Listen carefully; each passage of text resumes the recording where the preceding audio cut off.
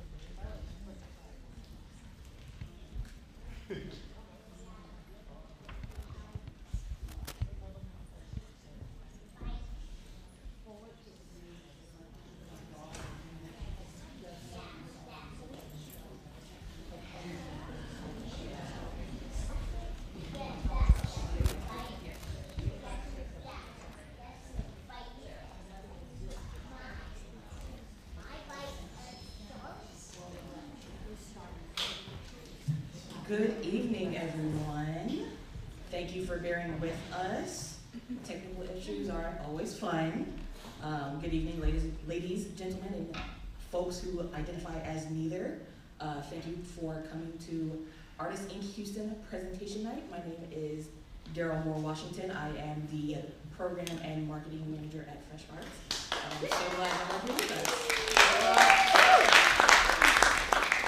So for those of you who don't know what Artists Inc. is, Artists Inc. is a program of Mid-America Arts Alliance that's based out in Kansas City. And it's a 8-week program where artists of all disciplines get together for 8 weeks and develop their skills as an artist, not so much in their discipline, but as a business person. So getting their resume together, getting their artist statement together, getting their website, social media together, all those different types of things.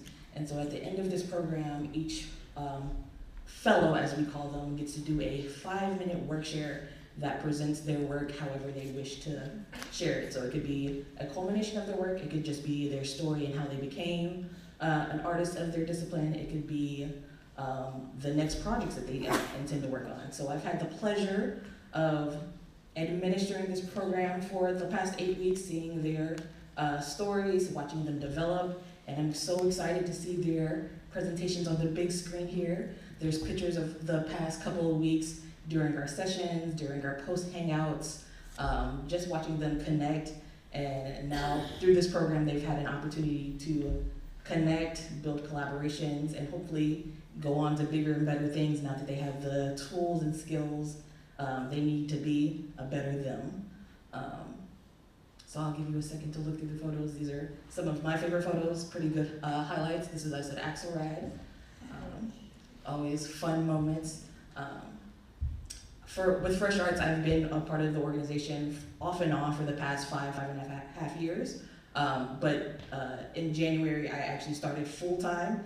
And this is my first time as well as their first time going through the program. So it was interesting bonding experience going through the program with them. So I'm very excited to share them with you all. They're all amazing. You're gonna love them all.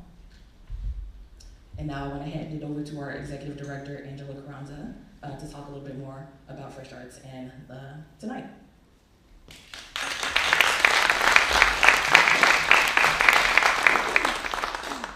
It is very bright, oh my gosh. Hello, I'm Angela Carranza, Fresh Arts' new Executive Director and longtime Programs Director. I'm proud to stand here tonight with you, our special guests, to celebrate the 5th graduating class of Artists Inc. For the past 20 years, Fresh Arts has empowered Houston artists and creatives of all disciplines through programs that help build community, share resources and knowledge, and cultivate audiences. And while we host many programs and provide many resources to support Houston artists, Artists Inc. Houston is my absolute favorite Fresh Arts program. So before we get started with tonight's program, I'd like to thank our sponsors. Bear with me, I have a lot of people to thank. Thank you to Mid-America Arts Alliance for bringing this program to cities across our region, including Houston. The program is supported in part by an award from Mid-America Arts Alliance, the National Endowment for the Arts, Texas Commission on the Arts, and the state agencies, foundations, corporations, and individuals throughout Arkansas, Missouri, Nebraska, Oklahoma, and Texas. Special thanks to our local program sponsors, Frost Bank and Sesh Co-working. Sesh has a great facility here in Midtown that let us use their venue. So Fresh Arts is funded in part by the City of Houston through Houston Arts Alliance, Houston Endowment, Brown Foundation, and Texas Commission on the Arts, and with the support from generous individual donors and our Fresh Arts members whose membership dollars directly power the programs and empower local artists. So please consider becoming a member today. I'd also like to thank our peer facilitators, Outspoken Bean, Epi Chad, Tammy Moschioni, Dominique Royan, Chris Thomas, and William Eagle.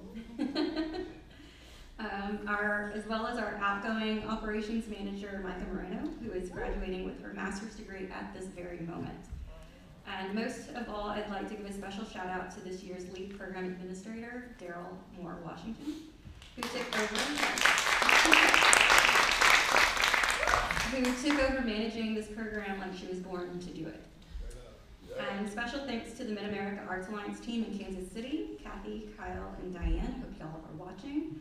There would be no Artists Inc. without that team supporting us. And finally, I'd like to thank the class of 2022 for having faith in the Artist Inc. program and for allowing Fresh Arts to be a part of their creative journey. Now let's get started.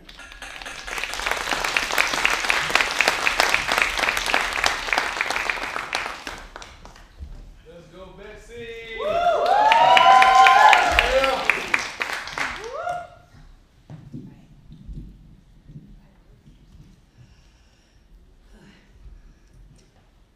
Hello, my name is Betsy Evans and I'm a ceramic artist.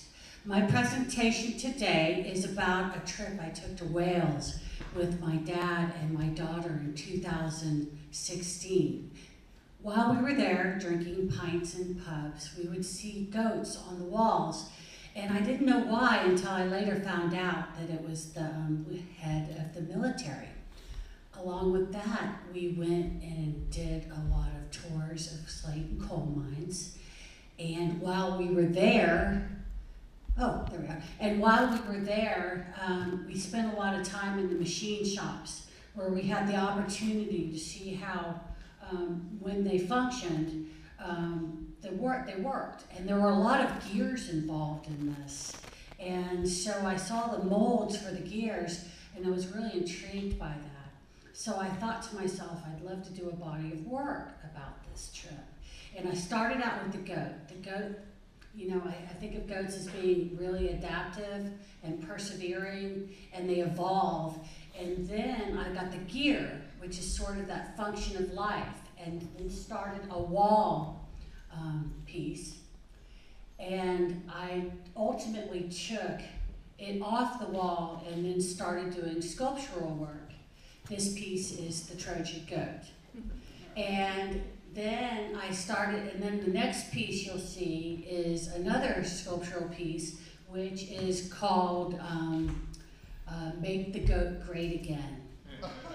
So in this piece you'll see that the target is about me and my health problems. Being a goat is about me and my health problems. That having that goat imagery allows me anonymity while I talk about them. And then you'll see here, I put a lot of balls in my work. And the reason I do is they talk about the errands, the chores that we have to do, and having to juggle my life along with dealing with, navigating the health system. I took it down into a smaller with it, that balance that I needed and still need as I navigate through the medical world. My work has changed considerably. I don't have a lot of time on my hands, so I've started doing more atmospheric firings, alternative firings in the backyard. All I need is a trash can, sawdust hay, iron oxide, rock salt, combustibles, and then I start to get an atmospheric effect in my work. So this is one of the directions I've gone into. And then another direction is I'm doing a series of tablets on the wall, and they're about my dreams. And these dreams have broken at times, so I suture them back together, the sutures I have in my torso. And so this is an ongoing body of work that I'm doing. You can see this work and other pieces of mine in my studio. I have a studio at Winter Street Studios. Or you can also find me at betsyevans.com. And then you can find me also in Facebook and Instagram. So you can follow me on both if you'd like to.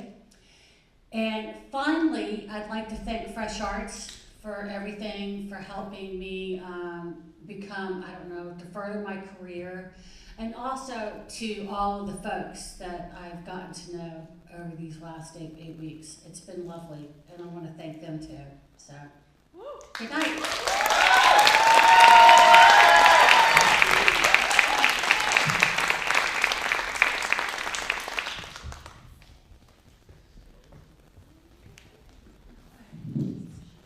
Hi everyone, my name is Diana Sophia Estrada. I use she, her pronouns. I'm an interdisciplinary artist. I work across mediums and processes, And I'm originally from Houston, but I've been living in Los Angeles for the past 16 years. So I'm going to go over a bit of work in the past and now. My family's from Guatemala, and during the 90s and 80s, we'd go back and forth between the here and Guatemala. A different perception, or at least what I thought, a different perception of things, how things could be, or what expectations we would have of things. Like most artists, I started out drawing and painting. Here are some colored pencil drawings of structures, and I was also interested in depicting information, books without titles or covers. I transitioned into watercolor, still looking at structures and buildings around the world, looking at revolutions, looking at the possibilities for things. Taking my experience from living and growing up here in Houston, floods are fairly familiar. And so I applied that experience to these structures, political government buildings, monuments, and thinking about how water can rot things and the mold that kind of grows on the surface, and applying this both to text and structures. This is a current body of work that I'm working on, but I'm going to go back a little bit for when I was in Houston. I've always been interested in ideas and using different kinds of mediums. And so here in this installation, I was using spices, things that you would smell as you enter into the room, things that you could look at. About 25 pounds of cayenne pepper, so definitely you could smell it and experience it. But I also wanted the viewer to kind of move in within these spaces. When I moved out to California, I started looking and wanting to be, everyone wants to be a movie star. So animation and documentaries is something I started to create. I also wanted the viewer to take away something, and so I made bumper stickers, getting my art out into the world beyond the gallery. There are about 200 of these. Moving within the imageries that I had been experienced, the cultures that I came across, I thought about text. I thought about the perception of text, how we can alter text to fit a story, and then altering that space with reflective surfaces like these mirrors. And then here in this installation, I had in 2015 at Box 13, I was interested in the viewing, the peephole, and becoming a voyeur a little bit with tools. These are some other tools I made that I invited participants to use, because I started thinking I want people to actually start manipulating the artwork that I'm making. I want them to make their own artwork. I wanted them to take away something. I wanted them to cheer. These flagpoles here I made for participants to use in the bicycle community to cheer on people as they go down Sunset Boulevard in downtown LA. Printmaking is very democratic, or at least I believe so. And so with these panels that I created using rolling pins, I invited participants to create these panels with me, but also creating their own work along as well, and signing it because it became theirs. Pushed it further and wanted people to actually interact and take the materials and deconstruct them. I really want to let go of myself as far as my ego, because I want to I want to have a type of communication and create community with others. And so with text that I introduced to people, they took the text, manipulated, and created their own art pieces. And then exhibiting the artwork that they made with my own, to where the viewer, the participant, and the artist are one, or kind of erased. And so I've been in Houston I returned to Houston, and I've been here for about 6 months, and I'm looking to collaborate with other artists, but I'm also looking to create community. This is my QR code here. You can take a photo, and it'll take you directly to my website, and also some other information out there. Again, my name's Diana Sofia, and I'm really excited to be here. I want to thank Artists Inc., and I want to thank Tammy too. She's my facility.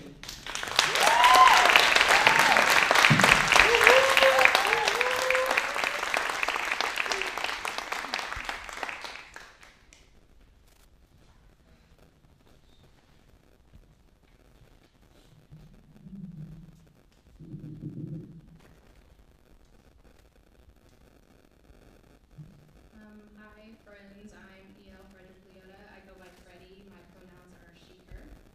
I'm an artist, illustrator,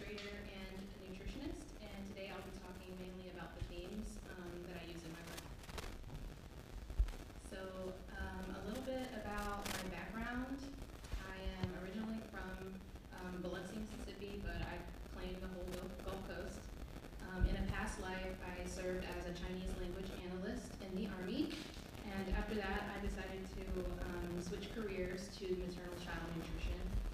So I became a board-certified lactation consultant and got my master's degree in nutrition.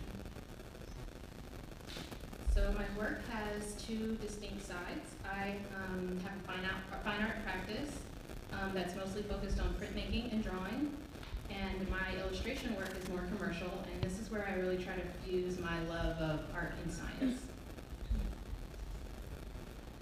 So most of my work revolves around some of the main themes that you see here, and they all relate back to health and nutrition in some way. So we have healthism, food culture, food justice, body image, nutrition science education, and nutrition myths. So healthism, it's the view that we should pursue health above anything else. And it really tells us that our value as a person is tied directly to our health status. So this piece here is a drawing, and it kind of depicts my experience with chronic illness, which really led me to challenge my own internalized healthism that had impacted my self-worth. So I draw a lot on Southern food culture to represent my identity as a mixed-race Black woman from the South. I created these stamps from okra grown in my own garden. So I feel connected to this plant because my ancestors brought it over from Africa, and I feel privileged to be able to use it here today. So another one of my passions you'll see reflected in my work is food justice.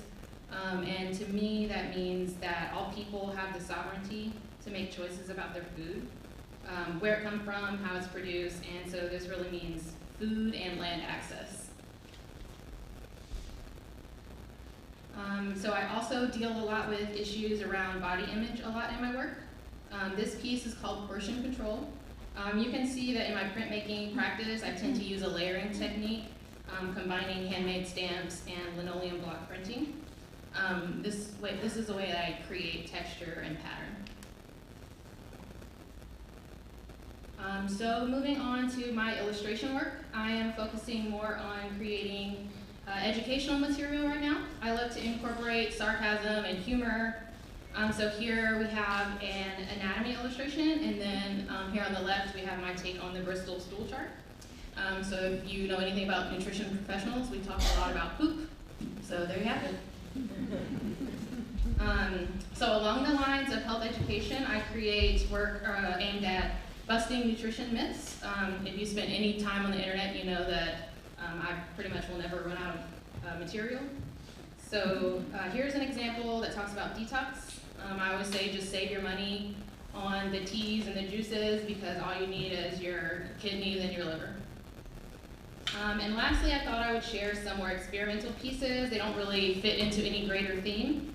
I use a lot of eggs and dairy imagery in my work. I feel they represent the commodification of the body, and also I sometimes feel conflicted about them because I've been a vegetarian for 18 years, sorry. And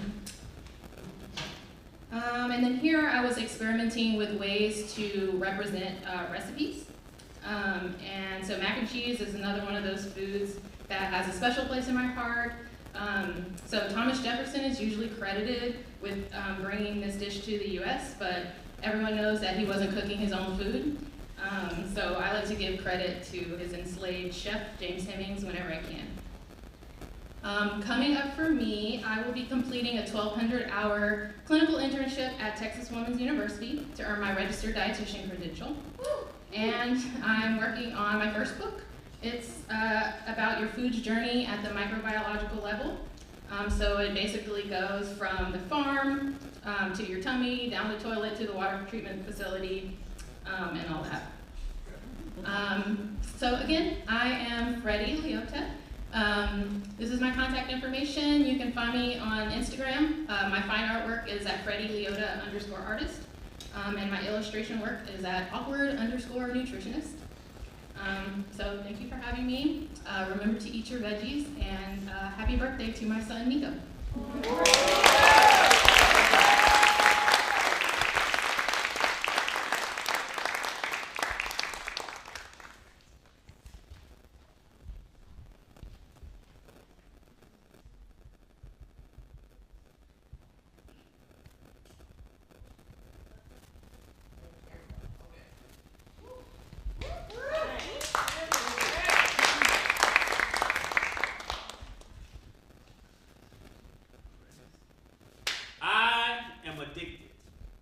to cathartic artistic experiences. Am I the only addict in the room? No. Oh, that's awesome. That's what I like to hear. All right. I'm Kendrick Lattimore, the Kendrick Lattimore, founder of Crazed Entertainment. Now, we have numerous goals for this company, but the first goal that we're trying to achieve right now is to become serial content creators, to be able to sell TV shows and movies to production companies. Now, art was birthed in me during high school. I fell in love with acting and was featured in multiple newspapers in the city for my accolades in art. From UIL Best Supporting Actor to placing regionally in the UIL Poetry Competition. I knew art was meant for me. While attending Sam Houston State University, I received my BFA in theater. Eat 'em up, cats! I was introduced to experimental theater while also examining multimedia, and the spirit of Crazed Entertainment was born in me. After college, I began to professionally act, but I realized that I had a special vision that was destined for something else. Look at me, guys. That's some of my stuff that I did.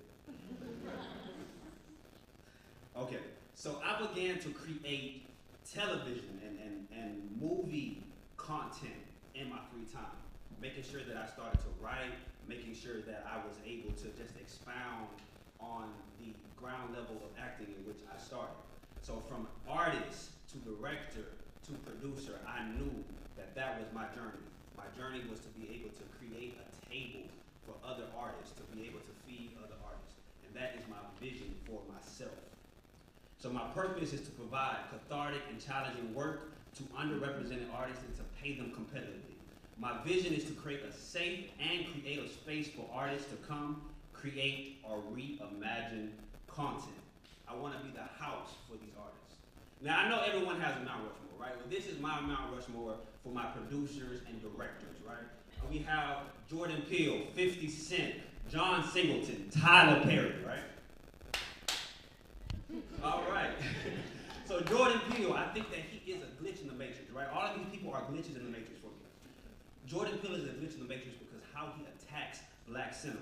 I enjoy how he takes black people and black actors and other artists and put them in genres that they're not usually in. Then we have 50 Cent. We know that he is a guerrilla marketer, right? He goes out there and he attacks pop culture, but he also markets his business. And that is why he has 5 TV shows right now currently going. Then we have John Singleton. John Singleton is amazing because he was able to go out and find artists that were unknown and be able to lift them up. And that's what I do right here. These are all artists that some are known, some aren't, but I was able to incorporate them in my work, and I really enjoyed that. Then we have Tyler Perry. I think that Tyler Perry has been able to grasp every culture, and that's something that I look to do. But he does it through the lens of being an African American. And so this is a program that I had, and that's some of the audiences. And this is the video, guys. All right. So this is some rehearsals.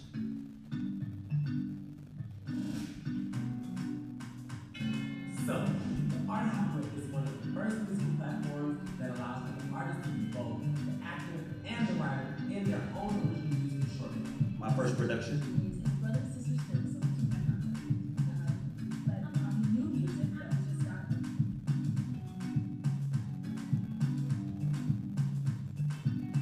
So we expanded on the idea of the art opera, and we did one over human trafficking. Then we also expanded that and did a series over letting artists have 3 cameras and perform live in front of a green screen. I created a talk show. Unless you are indigenous Native American, you have the right to tell somebody who can and cannot show. That takes the views of straight men, straight women, gay men, and lesbian identifying women, and being able to get their view out. Planted is something that I'm currently working on. It is a 7-part short that attacks the 7 heavenly virtues and the 7 deadly sins, and they clash on screen, so it's going to be something that I'm very excited about moving forward. I am the Kendrick Lattimore, guys. Crazed the Griot. You guys can follow me on Instagram at Crazed Entertainment. I have a website that'll go live this Friday. I'm still working on it. And if you guys want to bless me in any way and be able to pay artists and everything like that, you guys can bless me at Crazed Entertainment on Cash App. Much love to you guys. I really appreciate Fresh Arts and Artist Inc. for giving me this opportunity. I had an opportunity to meet a lot of amazing artists, and I'm just grateful for this. Much love, guys.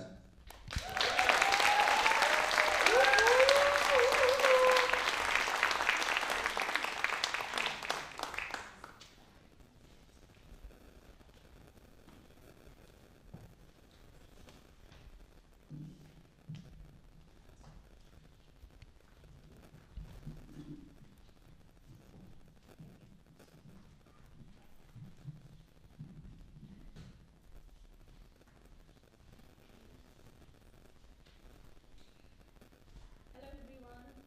Hello, I am Sue Freshard. Thank you so much for having me here. My name is Tasnita Rahman. I am a Houston-based portrait artist completed in Oriental art from University of Dhaka, Bangladesh, where I was born and raised. You can see the map. My belief about art is to make people feel the world. Art connects my soul with humanity and makes me more human. Here are some of my Oriental work. It is a unique process of watercolor wash media. This movement started in 1907 at West Bengal, India. I used 3 or 4 thin watercolor layers to capture the softness of color on wet and washed handmade paper. You can see some of my work.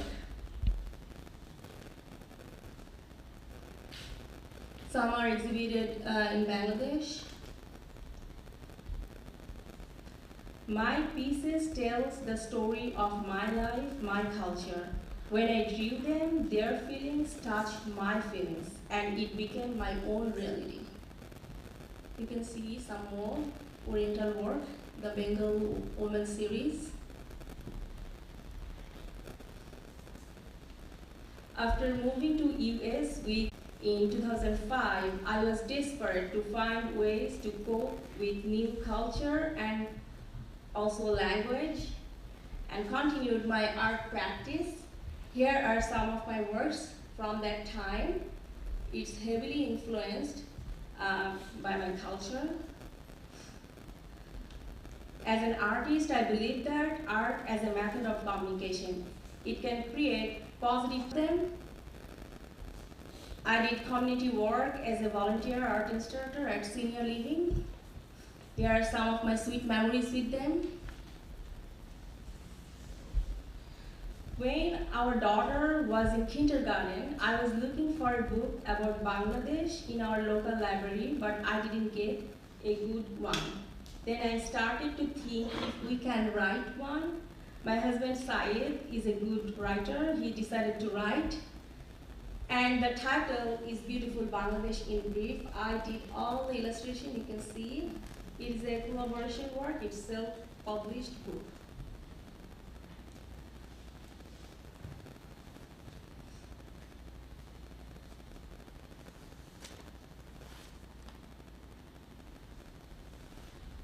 There are no boundaries in the place of thought. That's how I started doing my experimental work. I use different tools, media, to develop my own style. For example, you can see pastel ink, spray, sand, printing ink, watercolor, etc. I did most of my experimental works during pandemic. So the portrait series is heavily influenced by the uncertainty and instability of human life. Some of them are exhibited in India. Possibilities are endless and ideas kept expanding. These are my more expanding creations. I used the similar process, my dark series during pandemic.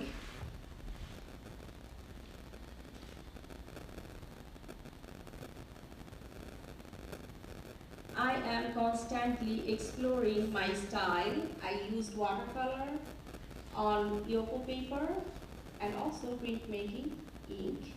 They are exhibited internationally earlier this year.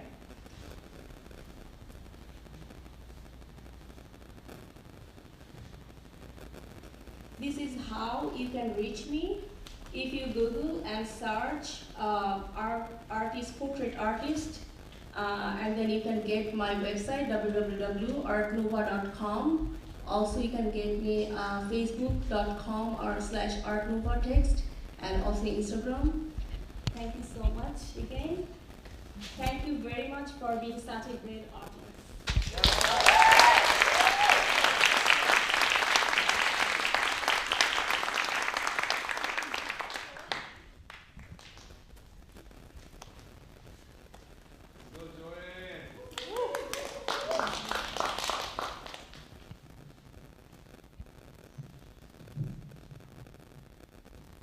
Okay, I think it's in the right place. Okay. Hi, my name is Joanne Kendall. I make art that moves. I'm a self-taught artist. My day job is college math professor, but don't worry, I'm not going to give a quiz tonight. In 2015, I started looking for a new challenge creatively that would grow with me into the next phase of my life. I've always loved mobiles, and so I thought I would see how that would work. This is actually the first mobile that I made, and I have to confess, I fell in love with the challenge of making things balance and also making things look good in a three-dimensional space. Unlike other visual artists, I don't necessarily work in a specific medium. Here are examples of my work in copper, wood, and pressed paper. This is the first stand that I designed. As much as I liked the way it looked, it was not very stable, so I had to go back to the drawing board on that. I enjoy the challenge of working with found objects. Those are objects that are not typically used to make art. They come with interesting constraints. Often you're limited in terms of the number of pieces that you can put together, and they are all often the same size. The traditional structure for making a mobile is to put smaller pieces on the bottom and larger pieces on the top. This is a mobile that I made out of vintage swizzle sticks, and the problem I had with this one is that there weren't enough pieces for me to do practice tests of drilling holes. So I needed to create a new connection structure because I couldn't drill, I didn't feel confident drilling into the vintage lucite. I use a lot of my metalsmithing skills when I make mobiles. I work with many different metals, aluminum, steel, and copper. My metalsmithing skills help me with finishing, cutting, and painting my pieces. Lately, I've been experimenting with a painting technique called hydro dipping, where you spray paint on water and then dip your pieces into the paint.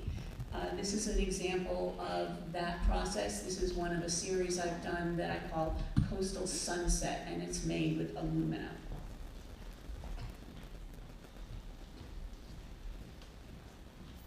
One of the things that I am most passionate about in my art practice is repurposing and reusing materials. I really like making art from unexpected items. Here you see mobiles made from the lids of IV vials, butterflies that I cut from tins, and the one on the far side is actually made of trash. It's the plastic bottles that we all throw away every day.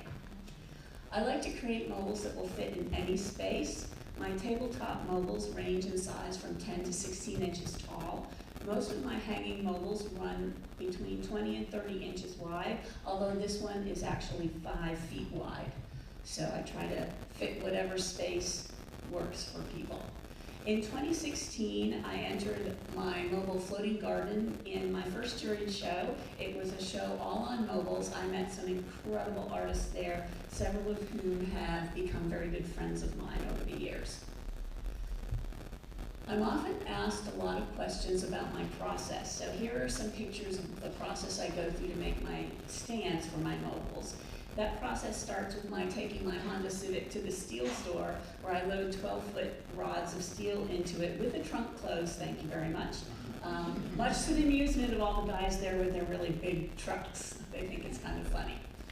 This is an in-progress series of photos of a mobile called OK for Gaia. This is the one that I made out of all those plastic bottles that you see over on the far side. So it's a little bit of the process and a close-up of one of the finished floral pieces in that. These are some of my more recent mobiles. The two on the far right-hand side are collaborations. Duration activities are really fun, but they're also rather terrifying for me because you have to try and see if your vision is going to fit in line with what the other artist is envisioning, so they can be a challenge. In 2020, I was invited to join Art Machine Gallery in the Silos and Sawyer Yards. That remains my primary gallery. I'm there most Saturdays from noon to 5, where I love to meet people and talk about my art. One of the things that we learned during the pandemic as artists is that we really needed to have a good online presence.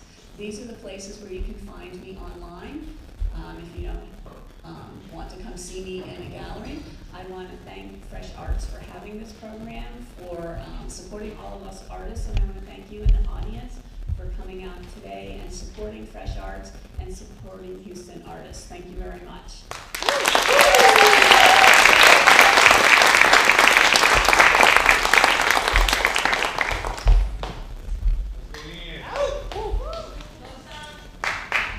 Hi, I'm here representing Ian Gerson. My name is Sam Bival, off-duty park ranger, and I became familiar with Ian's work back in 2010.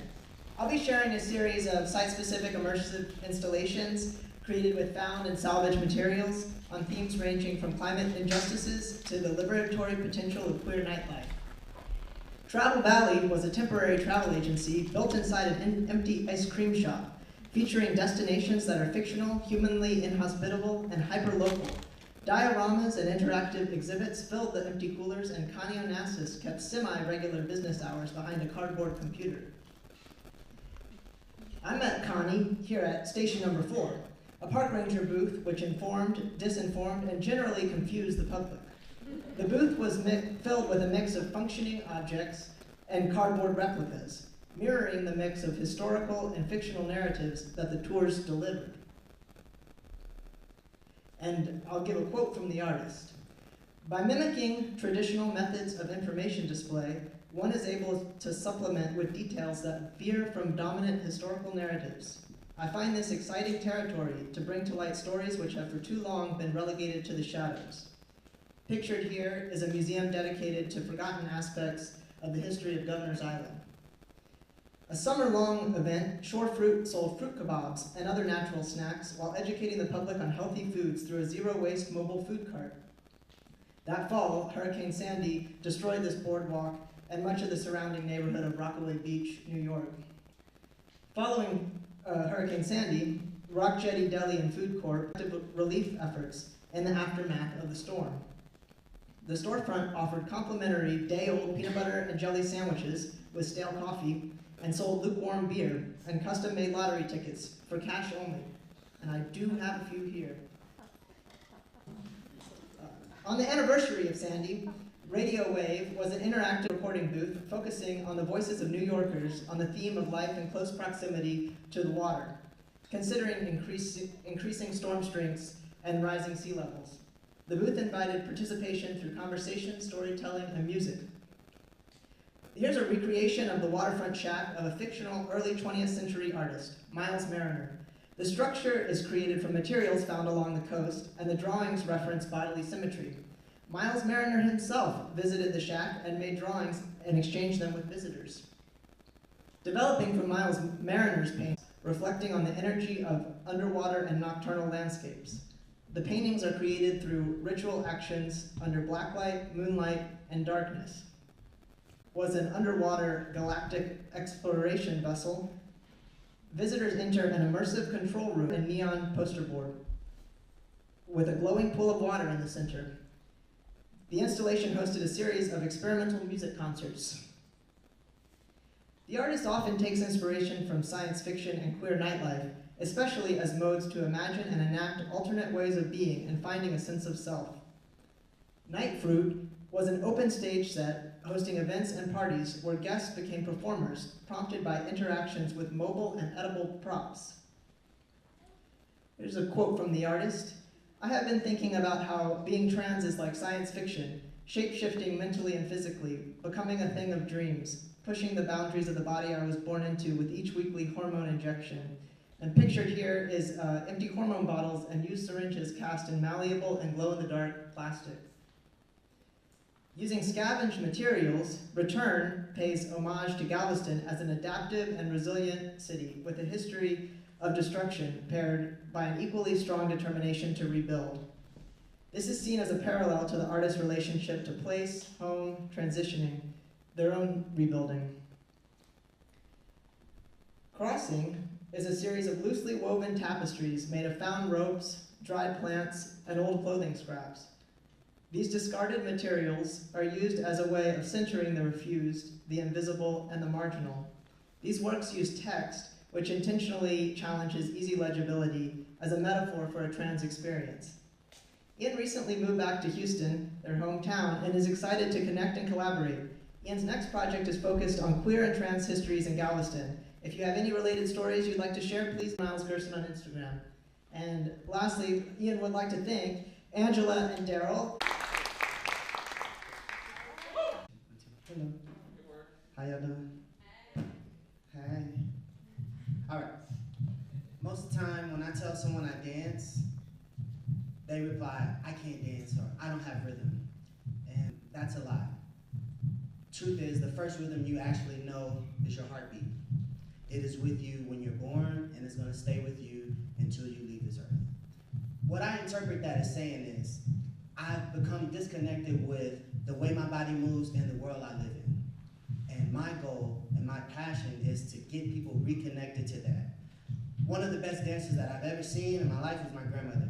She was not a great dancer, but she could dance. I seen her cooking and she was just doing the thing, right? And just like my grandmother, dance has been with me my whole life, since I was a little kid, becoming a young man, being a father, being continuing to grow as a man, because I'm not in Houston, that we needed to become professional and become great. This is just a sample of what I did.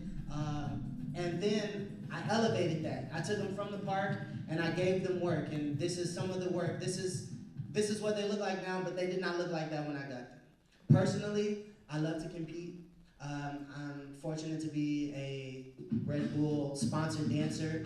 I love to compete and dance, and this is me at the highest level. Some of the best dancers in the world compete on this level, and I'm happy to say that I'm from Houston. Yeah, thank you. Appreciate it. Yeah, that's just me getting down. This is for me the goal. I also have choreography and direction skills. This is something that I choreographed. It's called Coming Forth by Day. It's my homage to women and the sun goddess of Egypt. I had to put the soul in there. Everything that I do is centered through the black. I also made a movie. It's on Amazon Prime. It's called Nutcracker Party. You can see me as the director. And I was fortunate enough to take all these people from Houston and put them in the movie. I am choreographer and dancer from Broadway's Hamilton. Leandre asked me to give you guys some words of encouragement, so I just wanted to say, always believe in yourself and train. This is Amanda Seals, and I'm in full effect. Leandre reached out to me and wanted me to encourage y'all to keep doing what you do, to keep chasing your dreams, to remember that art is so necessary about, elevating the community. Art is about also enriching your spirit. Art is about expressing your ideas, your love, your radicalism, all these things. So, I put that there because I wanted to encourage you guys. Yes, I did work with the choreographer from Hamilton, Seals from HBO's Insecure. I had them give you guys some words of encouragement because I don't want you to despise small beginnings. You saw in my cartoon, I started in my mom's living room. I didn't have a studio, and even now, I was training people in the park and accomplished just because I had the drive and what I was able to do. Now I'm going into new forms of work like just movement coaches, just teaching people how to move, how to reconnect with their bodies. If you would like to reconnect with your body, if you feel disconnected and you want movement to try to give you that spark, this is how you can reach me. I'm not shy about giving my number, this is my email, and please come to me. Talk to me personally. I would love to hear your horror school dance stories. I would love to hear, in general, just how you guys interact with yourselves. I'm Leandre Douglas. Thank you so much.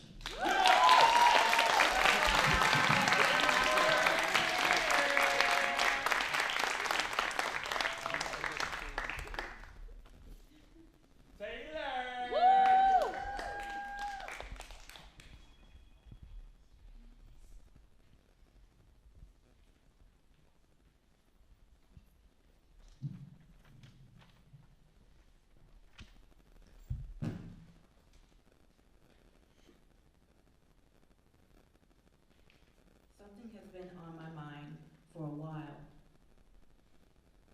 It calls to me in my sleep and when I'm tempted to hide. It calls to me in moments of happiness and despair, disconnect and clarity. 10 years ago began the journey of healing and self-discovery, 2012. I started to become serious about mastering my craft. I started really seeking independence and true autonomy. I broke away from teachings that only served to oppress and confine. I realized slowly that I was one to never be contained, and that to combat this nagging sense of despair, I had to have courage. The word courage, when used in this context, is not meant to shame people who struggle with mental illnesses. Rather, it comes from my own experience with depression, anxiety, and PTSD. Often, I did not have the courage to be great. That is not a moral issue or even a personality flaw. It is the result of uncontrollable chronic illness. Talking about mental illness openly helps to challenge the status quo of taboo. The way that I communicate is through art instead of words. My name is Taylor Jackson. I'm a queer, non-binary artist based in Houston, Texas, and I love communicating through personal illustrated portraits to the animation and graphic design.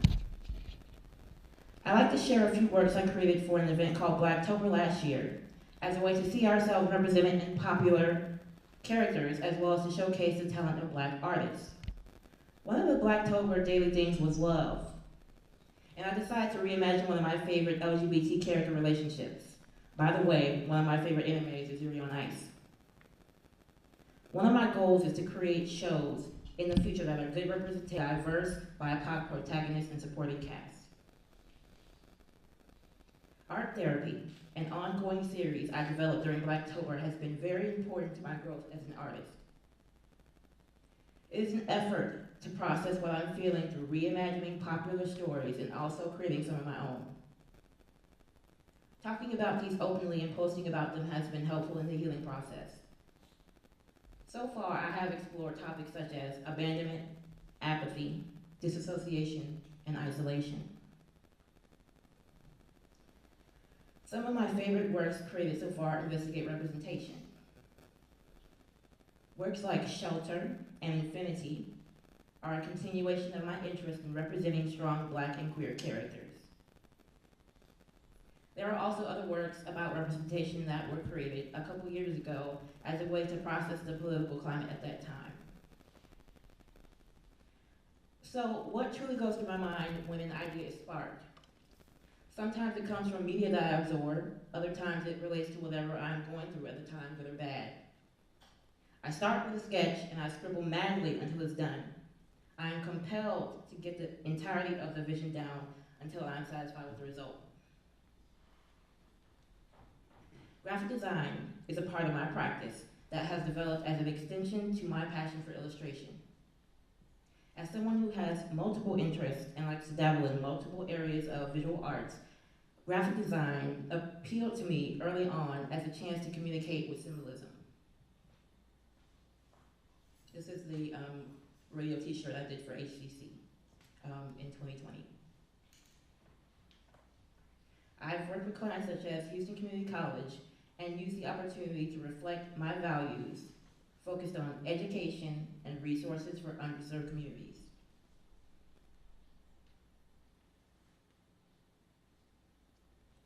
I see my art as an extension of my being and my journey. I see the possibilities to share my voice as well as give voice to others.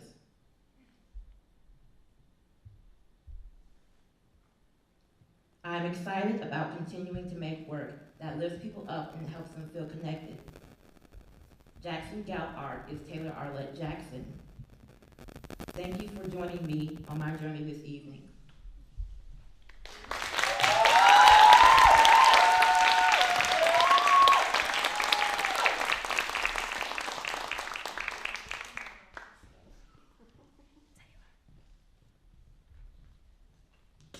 Lindsay!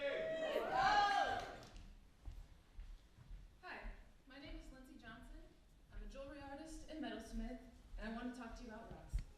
Don't worry, it's not going to be boring. I particularly want to talk to you about the rocks you wear in your jewelry and how we adorn ourselves with rocks. As a geoscientist, I love rocks. I have 2 degrees in geology. I love rocks. I like talking about them, I like looking at them, I like thinking about them, and I particularly love thinking about how they form, which is kind of why I got into jewelry design. Now, I like jewelry anyway, especially handmade jewelry, which is kind of why I wanted to try my hand at it.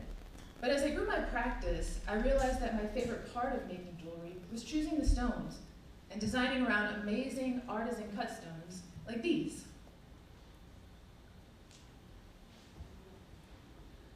Another thing I like about rocks is when I see a stone, most of the time, I know how it formed. If it's a jasper or any kind of quartz or obsidian, I can see in my mind how those rocks actually formed in the earth.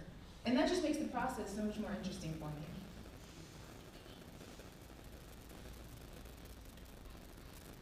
So I wanted my brand and business to reflect my love for and fascination with geology, science, and the earth. I wanted to bring all of that together for people like me who wanted to adorn themselves with something cool and interesting and just different, something that really reflected their interest and individuality. Thus, Geophilia Studio was born. Now you're probably thinking, what's that? Geophilia is Latin for fondness for the earth, or soil. And I'm using it in this context as earth-loving, which is so perfect and so in line with my background, interests, and education. As a new jeweler, I went through many iterations of designing and what I thought would work in the marketplace. I wanted to make what I was seeing other people make and sell, but it just wasn't working for me. And it took a long time before I realized that I'm drawn to more sculptural and geometric jewelry. In fact, it wasn't until I designed a big collection that I saw my design aesthetic come together. This is the Red Collection that debuted this year, and I'm so proud of it because it's my first cohesive collection. And even though I intended for it to be brought together only by color, it turns out that the general design aesthetics of the pieces are all the same. So you can see I used a handful of large, gorgeous stones like red jasper, petrified wood, and banded rhyolite as statement pieces. These designs were kept super simple because the stones are so amazing. And I added basic geometric details like straight lines and circles, and added a little bit of gold to bring out warmth. The other pieces in the collection were kept smaller to be more like accessories to the larger works, as well as to be more affordable and more wearable. As with the larger pieces, I wanted to keep these simple as well, to really highlight the subtle beauty and richness of the faceted sapphires and garnets. Being a metalsmith means spending long hours at the bench, staring at stones, thinking about and sketching designs, bending, hammering, and cutting metal. This picture shows some silver blanks that are ready to be textured by hand using metal stamps, and then formed into these hoop earrings. Along with cutting, forming, and texturing, I get to play with fire. This is my soldering station where I keep my gas tank and all the chemicals and tools necessary to stay safe while transforming a thin, flat sheet of silver into wearable works of art. Lately, I've been more interested in 3D and sculptural forms because I like the idea of tactile jewelry and pieces that stand away from the body. Forms that incorporate layering and fusing silver pieces, creating boxes and hollow forms, as well as stretching, folding, and manipulating metal. My goal is to make things that are different, things you won't see anywhere else. If people are gonna buy my items, it's because they've never seen anything like it. Geophilia is about being yourself. Other people are gonna have ideas about what you wear, what you do, who you are, and the only thing that matters is your own opinion. When you wear my work, I want you to feel confident in your skin and rejoice in your individuality. So thank you so much for listening. I've been Lindsay Johnson. You can see more of my work at geophiliastudio.com, on social media at Geophilia Studio, or around town at these local markets. Thank you so much.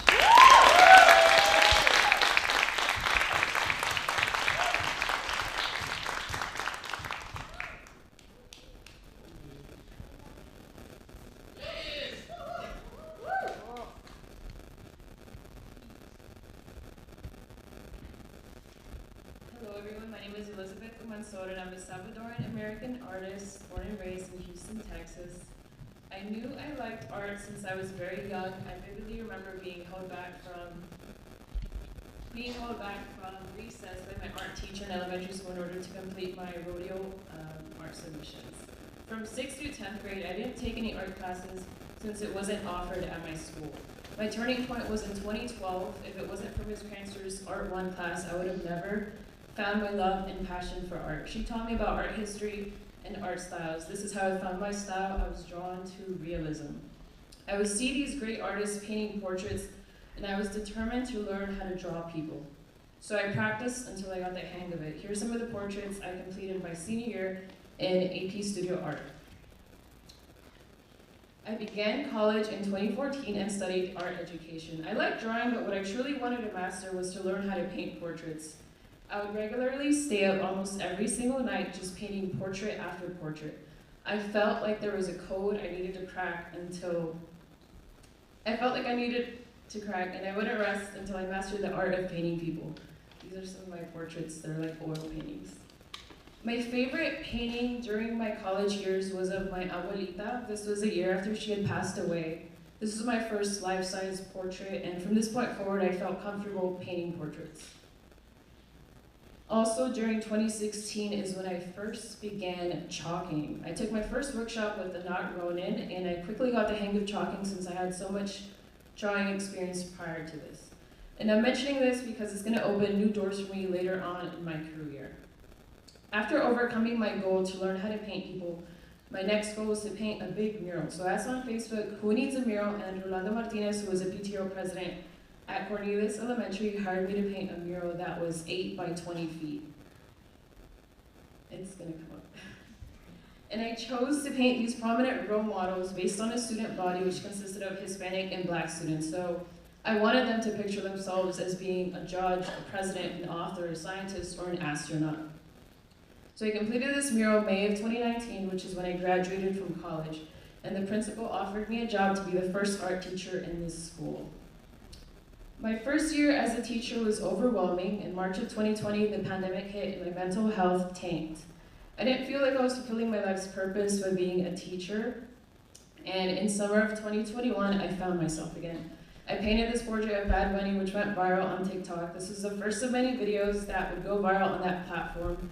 And I traveled a lot that summer, and I found myself in Chicago in July of 2021.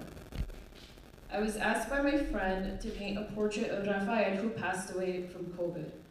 This was my first time painting such a big portrait. The face was probably the size of my entire body. And this was also the first time that I collaborated with other artists and community members. In September, I received a phone call. I was invited to be part of Chalktoberfest. And this is a big deal because the best chalk artists around the country come to this festival once a year. I chose to draw Bretman Rock, and I ended up posting the video on TikTok, and it went viral and has accumulated over 5 million views combined. I didn't expect to get so much attention for this piece, but it was just one of the last signs for me to pursue being a full-time artist. At the end of November, Gonzo247 invited me to help him on the Houston Rodeo mural, which happens to be over 100 feet tall, and I shared with Gonzo that I felt conflicted on whether or not I should quit my job to be an artist, and he reassured me that I had what it took to be a full-time artist. So I put in my resignation notice at the beginning of December, and this was December of last year. Yeah. I wanted to do one last mural for my students, so we collaborated and came up with this design to beautify our Title I school, Cornelius Elementary. And I chose 5 of my best artists, and we completed this mural within 2 days. January was my first month as a full-time artist, and I had no idea what I was doing.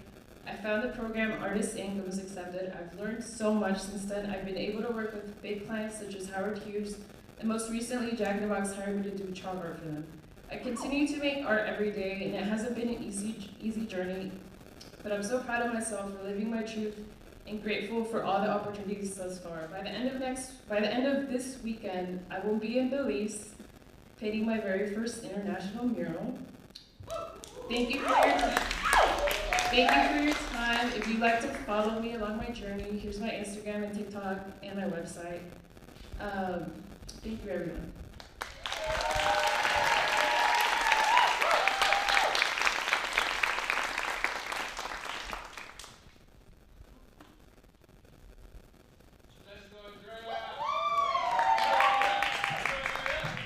Dang, I can't see y'all, but it's all good. Wherever you at, I'm ready. So hello everybody, I'm Andrea Benson, aka Drea the Artist. Today I want to talk to you guys about having a vision and trusting yourself. This is actually a self-portrait that I did of myself called Vision because it's the center of everything that I do in my life. Up there in the third eye area, that's actually what the inside of an eye looks like. Again, vision is super important. And so this is me, senior year of high school. I've been an artist all of my life. I like to sing, I like to dance, I like to write. But although I've been an artist forever, I didn't think that you could make money off of art. So I was actually going to school for construction management because that's where all the big money players play. And so this is a piece that I actually was inspired by on my first day of college. My professor told us to run towards the roar. And I instantly had an image. I was like, I want to create an image that shows you running into all of the things that you're afraid of. Now, I'm gonna show y'all the finished piece later, but this actually took me 4 years to do. Because like I said, I didn't study art, so I wasn't really focused.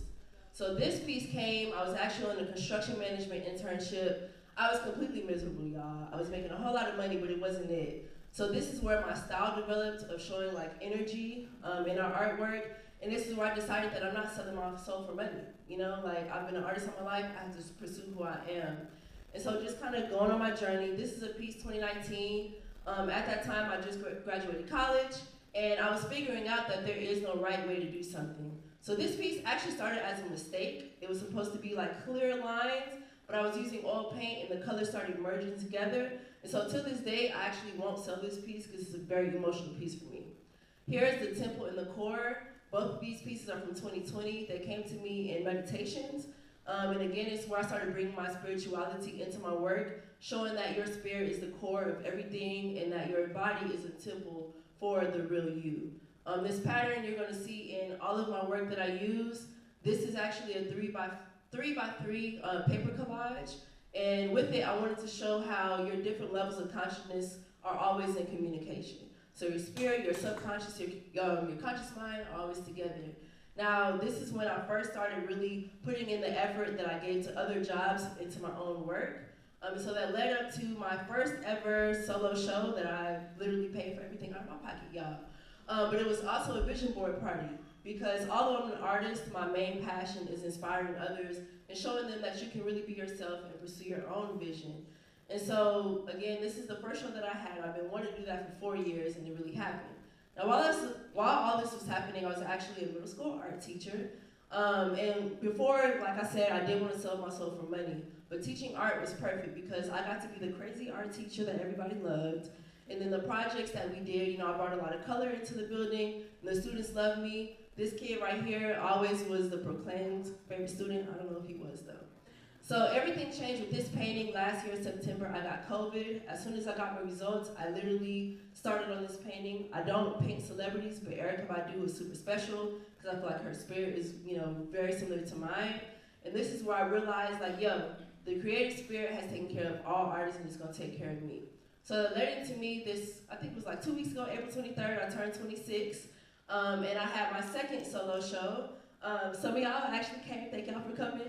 But I brought all of my art literally from elementary up till now because I wanted to show my story and my evolution as an artist. But even bigger than that, it was super important to me because nobody knows that I like to make music and I like to sing. But at this event, I actually shared people my first musical project. I'll give y'all the link later. But it's a meditation mixtape, right? And so in meditation, you normally think about your guided breathing exercises and your Middle Eastern sound bowls. This is not that. Dream Tapes is actually me singing over music that I produced. Very smooth vibes, very chill words, because I like to empower people. And so again, meditation, self-awareness is super important to me in my personal journey because when you're at one with your spirit, you can take on anything in your life. So this cover was actually a combination of two paintings. Fast forward, this is the finished piece that I showed y'all earlier. So again, I was super scared to release my music, but I finally have overcome those fears that I've, faced in my life. So again, to any of y'all that feel like you're running through any unknown changes or fear of love, fear of judgment, it's all for you to run into, all right? So if you want to connect with me, here's the QR code. You can go to my Instagram. If you want to know about my nature walks, I lead guided meditation nature walks. If you want to listen to my meditation mixtape, all of that extra stuff is up in this bio. I hope you'll talk to me later, and I love y'all. Thank you guys for listening. Peace out.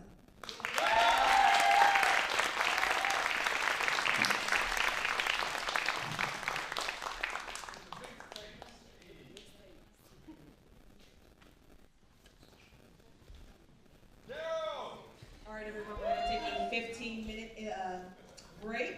So stretch, walk around. In the lobby, we have some cake, graduation cake for our fellows. So get a slice of cake. We'll see you back in 15 minutes.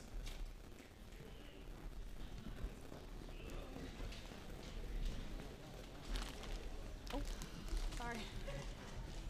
Good job, first half.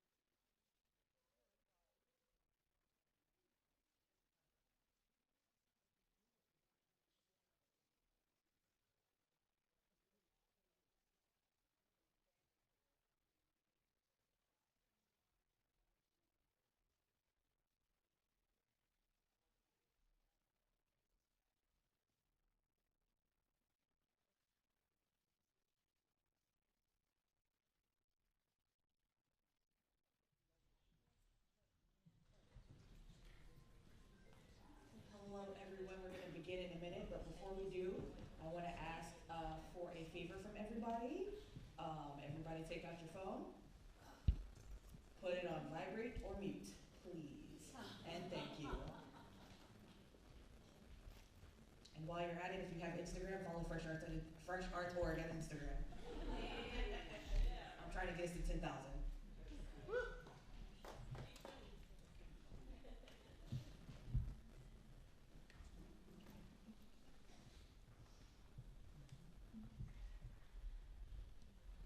We good to go, Chris? Yes. Awesome. All right, we're going to continue the presentations.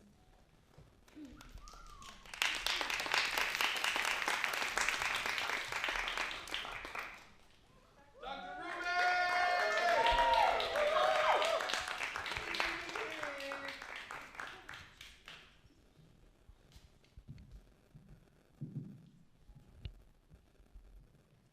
Art will remain the most astonishing activity of mankind, born out of struggle between wisdom and madness, between dream and reality. Magdalena Abagunovich. Good evening, ladies and gentlemen. I'm Ruby Fia, a visual artist. This is a brief story of my journey as from dentist to artist, or should I say from artist to dentist to artist again. Art was not a career choice for me and my family, so I became a dentist. And believe it or not, dentistry is a good blend between art and science. But for me, art won. So after 20 years and 13 international moves, I find myself back in Houston, a city of open doors and opportunities as thrilling and terrifying as its bridges. So first thing I did when I came here was draw them as coping mechanism. So art therapy in action there. The unfolding of my dream was preceded by training in the different countries I lived. These have included sculpture, encaustics, different classical drawing and painting techniques. Like the one in the picture is a classical old masters technique called technique mixed. One of these genres I love is portraiture. This is a series of classical portraits I did a few years ago. And in the middle you can see my very own version of the girl with the pearl earring. And of course I had to do a girl with a ruby earring. So from a classical approach to a more modern and fresher approach, my portraiture keeps evolving, but still aiming to portray the pride of a hunter or the peaceful nature of my daughter or the attitude my teenage son gives me sometimes.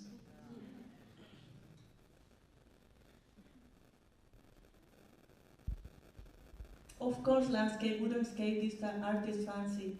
So here I included the reference picture and the painting, and as you can see, it's kind of hard to tell them apart. So from this moment, I wanted to tell stories in a new way, beyond or without the reference picture. So another new journey began after this. So it came Denmark 6, 2020. This is a transitional piece, and it's also a historical piece. It's huge. It's like 2.5 meters by 1.5, feet. And it contains a law made by the Danish parliament to allow the high school kids to have some of their celebrations. So this was a very special and transitional piece for me.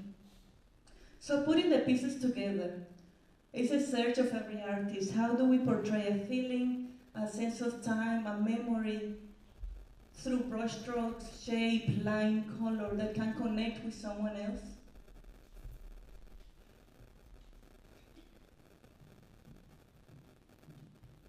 I find a sense of freedom and accomplishment, allowing my imagination to create new worlds. And a good abstract painting should change the way we perceive things, thus allowing us to see things in a new way, and sometimes even in a poetic way. So this is my Ruby Red series. Thank you, Jennifer. This is my new work, and I decided to work with this beautiful, powerful, but also challenging color. Did you know there are 105 shades of red? So I'm trying to put them all together in a painting. So if you see a painting called 105, you'll know why. This is another one of the series, and it's work in progress too. This is part of my work that I'm going to have in John Palmer Studio. I'm going through the Escapism Art Residency Program. So this will be my solo exhibition there. So art would have no real meaning for me. I find that there is nothing truly more artistic than to love people. So through my art, I've been blessed to be able to sow a seed of love, of joy, of hope to some beautiful, less privileged people, and to let them know that dreams can be possible. So this has been a great blessing in my life.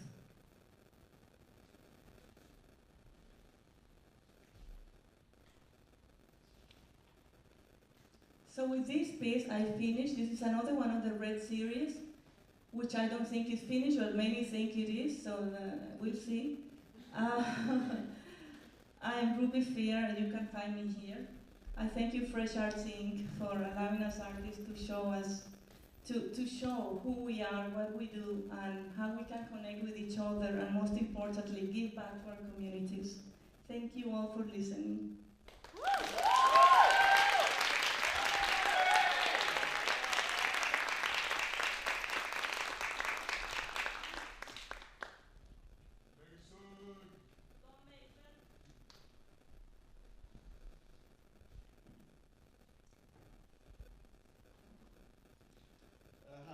My name is Mason Rankin. I'm primarily a visual artist, and I started off in photography and worked in other mixed media and presentations.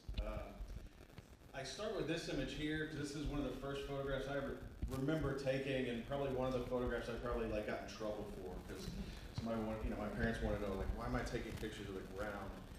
And photography became a big part of how I started to understand the world around me. Places like where I grew up here, East Texas, east of Houston, near the chemical plants, things like that. The world around us to discover, to understand, just to find a way to get a grasp of the things around me. Eventually that became a little more communicative. Started to work in photojournalism and other ways of trying to then communicate with that.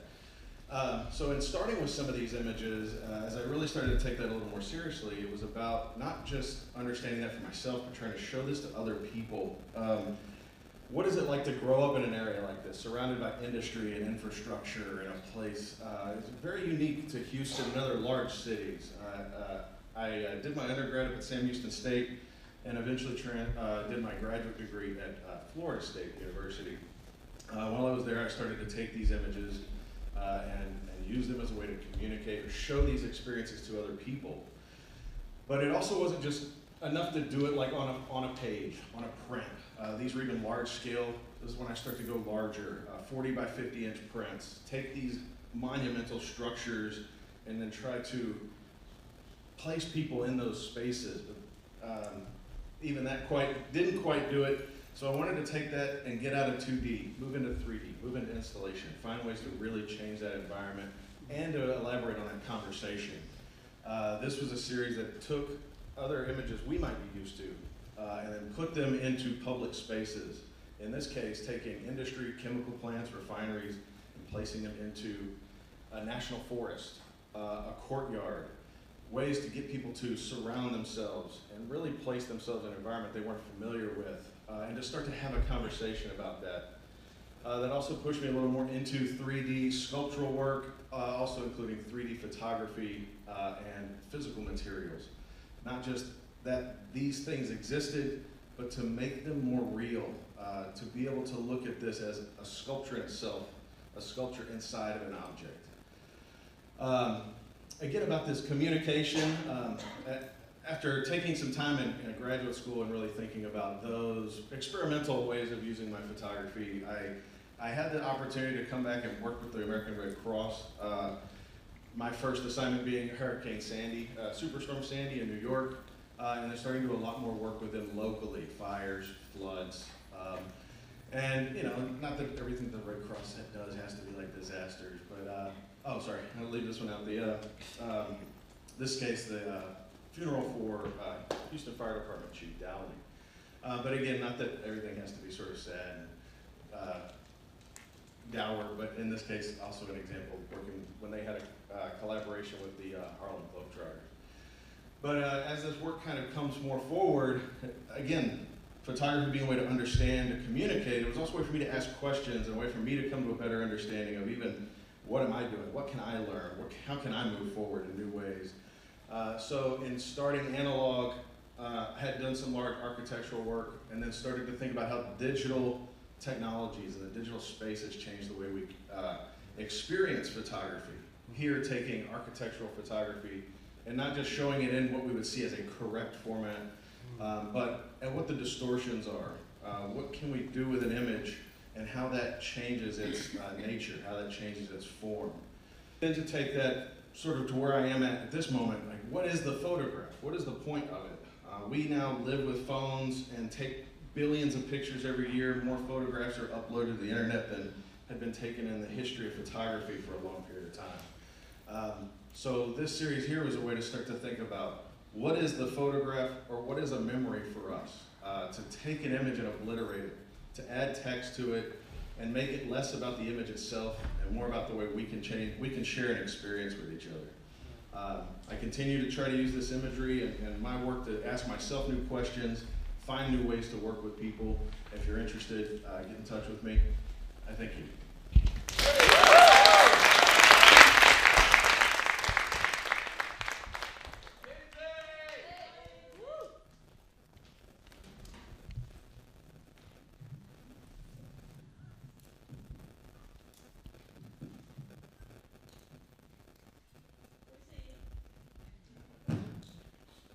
Hi, my name is Lindsay Burke, and I hate art. Or at least that's the story that I told myself for approximately 30 years while I was growing up. And I had an environment where judgmentalism and different forms of violence were present, so it was easy to just live with a sense of low self-esteem and a lot of mental and emotional turmoil. Any small attempts to create visual works of art were immediately pushed away by saying, "This is no good, I hate art." This went on and on and on and on until one day I was riding my bicycle. My tire got stuck in a crack and I went flying face first at a high speed into the pavement. This left me with a minor traumatic brain injury and a double compound fracture, which was just a fancy way of saying that this arm was completely hanging off. During the post-surgery recovery in the hospital, there was a moment upon waking where it felt like my mind and my soul had slipped into something like another dimension. I worked with a trauma recovery coach, and she helped me to dig up old fears and sit with them and really embrace them. This practice really helped me feel like the world was a much deeper, brighter, and more colorful place than I had ever seen before.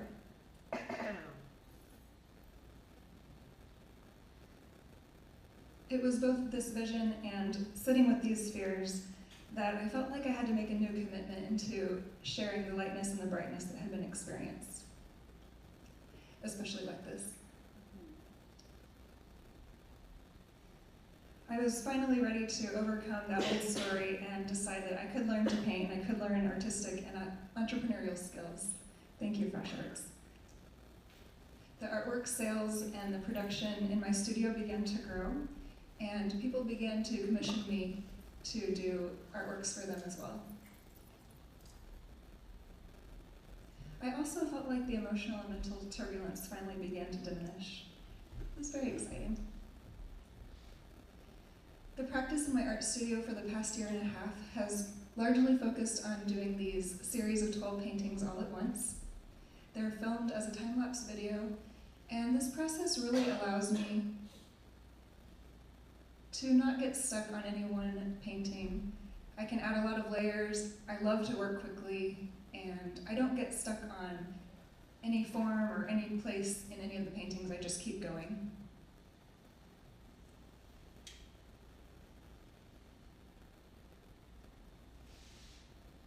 Each one of these series has allowed me to focus on a different spiritual theme, things like forgiveness, embracing our cultural and religious differences, and stuff like just laughing at ourselves. In this series, I had a discussion in the video that introduced these paintings that talked about how my childhood had included something like suicidal thoughts, which I eventually overcame by allowing not only others to show me love, but to grow in self-love by following the call of my heart. Another thing I like to do in these introduction videos is to show close-ups and my process of the work, because one of the most exciting things I've learned by being an artist is that it doesn't have to be perfect to be beautiful. And so I like to inspire other people by showing them that these squiggly lines and these imperfect shapes and forms can turn out to be something of a really high value. This next series has the usual floral elements that are often used in my work, but I also included a geometrical form, which is a new thing in my art, and I feel like it works on the heart level to help the viewer feel either peace or joy or whatever kind of emotion is going to fulfill them that day. I cover up these geometrical forms in my work, but I know that they're there and working on a subconscious level. I'm really excited to expand this practice, to do more works like that, and continue doing murals and other commissions. And I hope it's apparent by now that the new mantra for me is, I love art.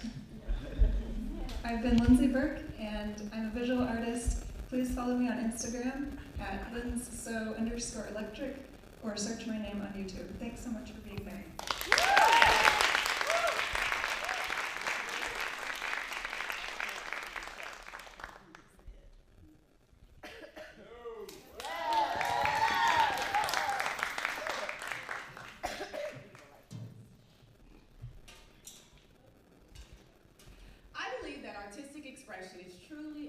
Expression at its core and can be used to activate change amongst a broken society.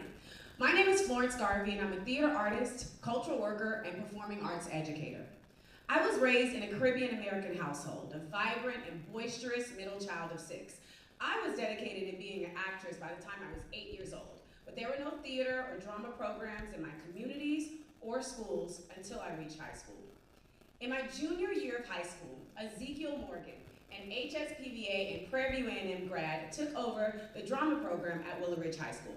By my senior year, we were competing on a state level in the UIL one-act play contest with Before Hits Home by Cheryl West. I went on to study under Mr. Seeley Turner drama at PV, you know. And then immediately after undergrad, I moved to New York, where I was blown away by the arts and culture of Brooklyn and Harlem. I was introduced to artists and activists like Frida Kahlo, Marcus Garvey, and Fela Kuti. And I also began my teaching career. Little Maroons, a grassroots preschool that infused African customs into daily activities. And Ife Tayo, a cultural arts academy that was invested in adding roots and wings. Roots to ground them into their rich culture and history, which is their birthright, and wings to help them soar to new heights. I began teaching full-time middle school theater in 2009 at Briar Meadow Charter School. By my second year, I taught 90% of the elementary campus as well. I went over to First Colony for a year. In that year, I led them to win their first district championship in the one-act play, and then went over to Missouri City Middle School and started a broadcasting program from scratch. I also took all of my students, elementary and middle, off campus to compete in public speaking contests. I coached each student in every area, and we won, often.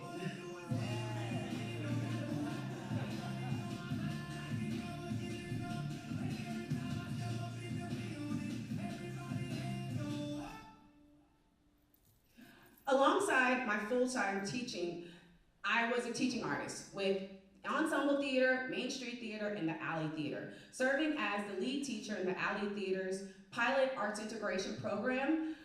I have taught residencies on campuses, in community centers, weekend, day camps, and summer camps.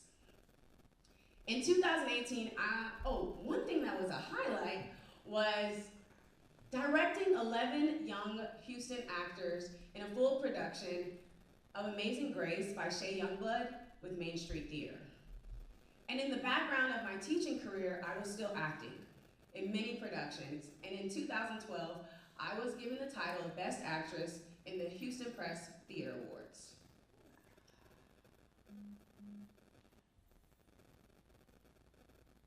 In 2018, I became staff with the Ensemble Theater as their touring and education coordinator. I wore a lot of hats, such as touring manager, educational director, house manager, and lead producer.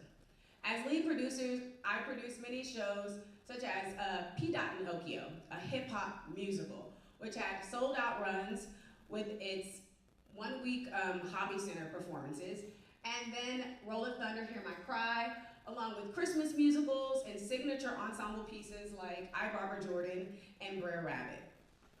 Now, in July of 2020, I experienced a neurological optic nerve inflammation that resulted in partial yet permanent vision loss. Needless to say, this was a very difficult time for me. My visual impairment had me lose sight in what was next for me. But then it hit me like a wave, a new approach to therapeutic performing arts.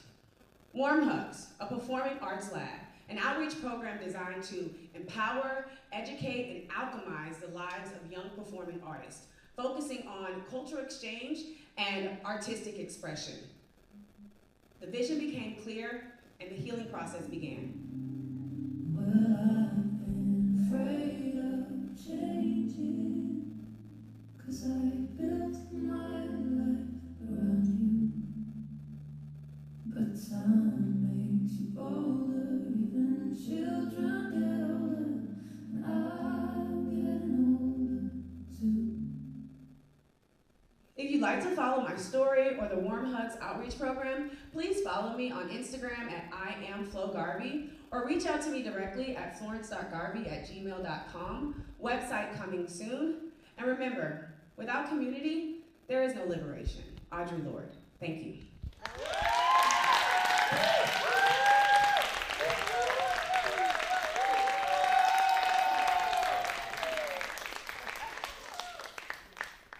That's my sister.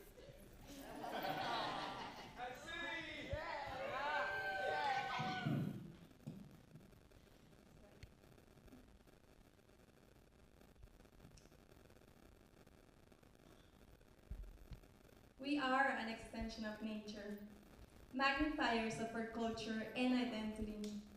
Our skin tells stories about our ancestors. We are our colors, we are our roots, and we are proud. Hello everybody, my name is Asmin Hatsiri Barron Preciado, better known as Hatsiri Barron, and I am a visual artist and muralist that through both figurative and abstract art, study culture and what makes people connect. The focus of my work is to use art as a tool to raise consciousness, create communities, and of course, positive social impacts. To tell you a little bit about myself, I was born in the beautiful Guanajuato, Mexico, 25 years ago, to a really humble, big, and vibrant family. My great-grandparents had 14 kids, and just to give you an idea, every one of those kids had at least 4. So I learned about the beauty and importance of community since a really young age. And so, as a hyperactive kid, I didn't get in touch with art until I was 14 years old. Instead, I was busy with sports 5 to 6 days a week just to keep my parents sane. And so during my teenager years, social work was a big part of my life. I will go at least once a year for a week and travel to really low resource and infrastructure places like this one, and just share my time with them. And I will also spend a lot of my weekends with kids with disabilities, abused women, and so all of this changed my values as a human being and of course as an artist. During 2013, and when I was 17 years old, my family and I migrated to United States in search of a better and more secure environment. And so this was a major change in my life. But it was truly thanks to this that my career started. I created this piece called My Mother's Eclipse, which comes with this poem that says, "A sun going through dark times. Behind the moon she hides, afraid of her own light, but always beautiful, even when she's in chaos. Mother, it's getting cold. Please, my son, keep us warm."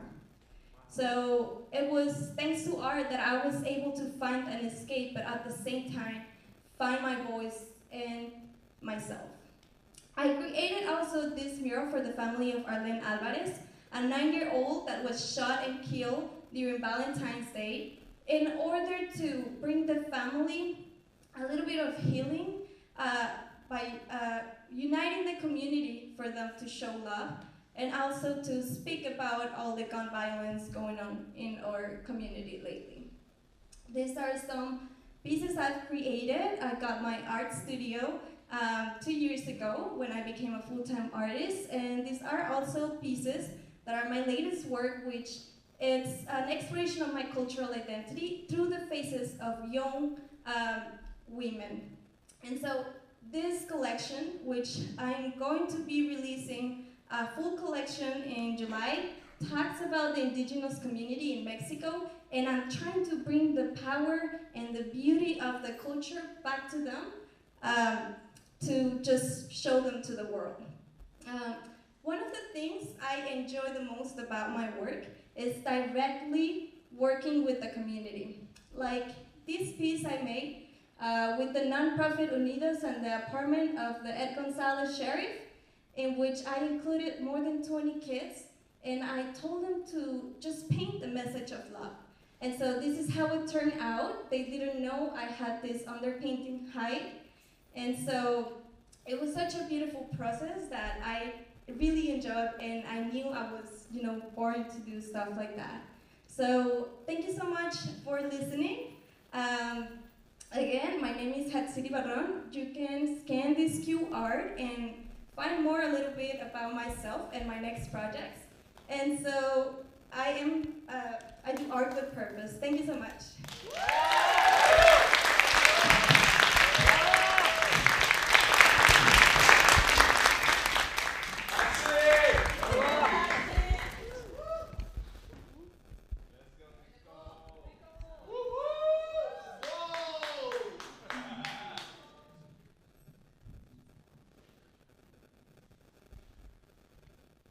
Hello and good evening, everyone. I'm Nicole Peralta, a Houston-based yoga teacher and artist, and I'm the creator of Art Yoga Play.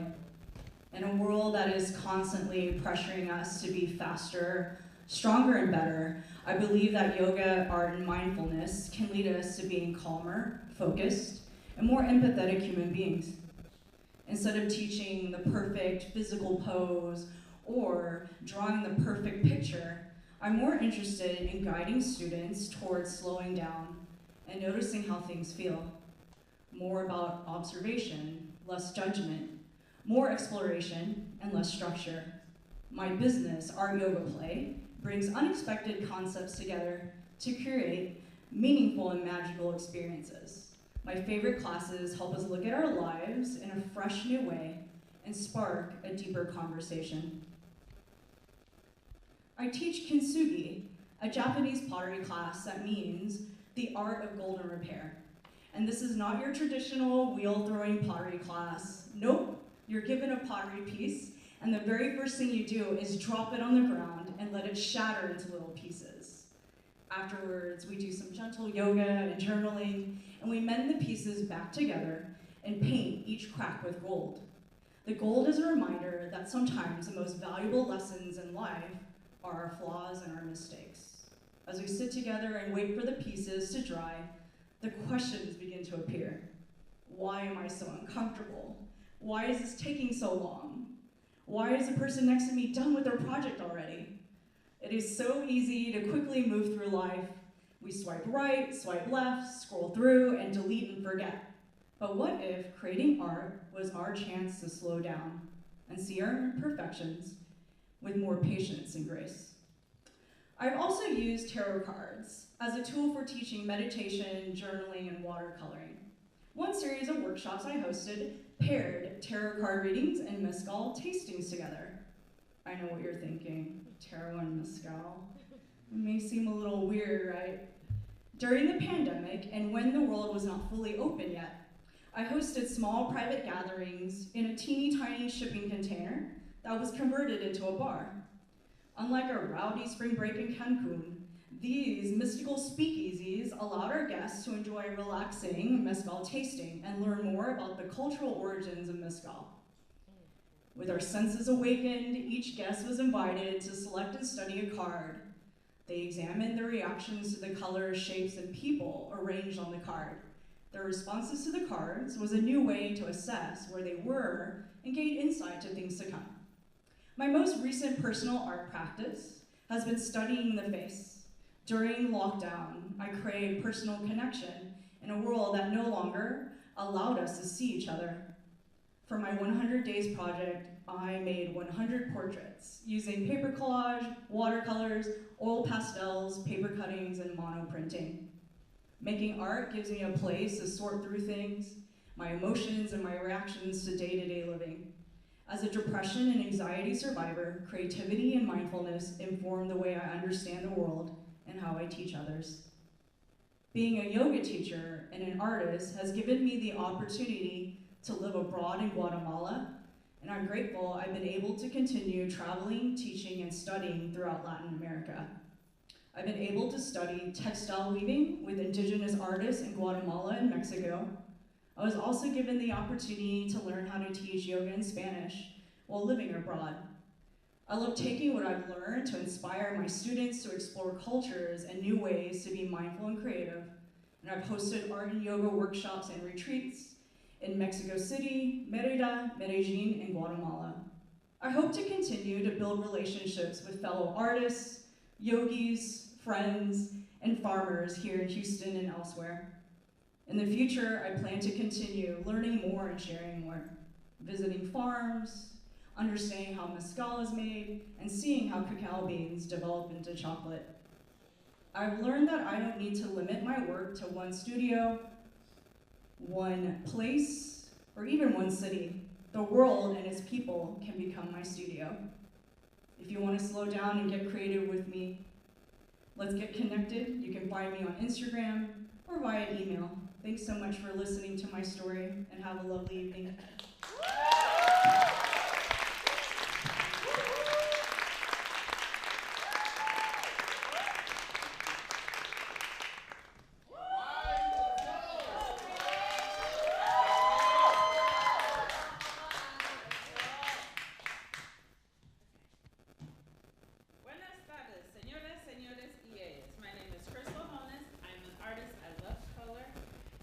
Specialize in watercolor, oil pastels, paintings, and drawings.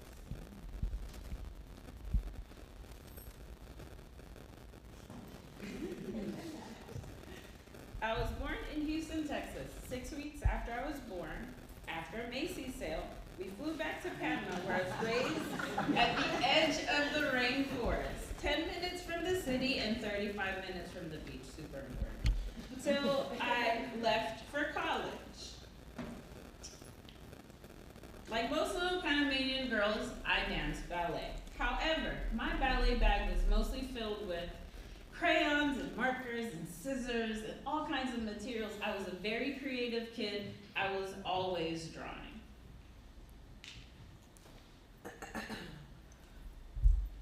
In middle school, like my cousins, I joined the banda and the orquestra. I loved music so much, I was drawn to it, that I auditioned for the Conservatorio de Música and I got in. Between science class, dissecting earthworms and jellyfish, I learned about the scientific method. This helped me to become way more organized. The best decision I made was to go to a school that had an IB program. There I got to have art class every day and I learned about design thinking. Another attempt to get myself more organized and get my life together. The summer before my 12th grade, I was accepted into SCAD. By the end of my 4 years, I had turned my friend into a living statue. My gowns were presented at the Jepson Center for the Arts, and I created my first zine, Tortured Souls. I graduated with a degree in fashion. I then earned a postbac in consumer science and merchandising from the University of Houston. I participated in Houston Fashion Week, Austin Fashion Week, and Latino Fashion Week with my newly launched brand, KHG by Crystal Holness. I later expanded my brand to include streetwear. I am currently fulfilling orders for private clients for their special occasions.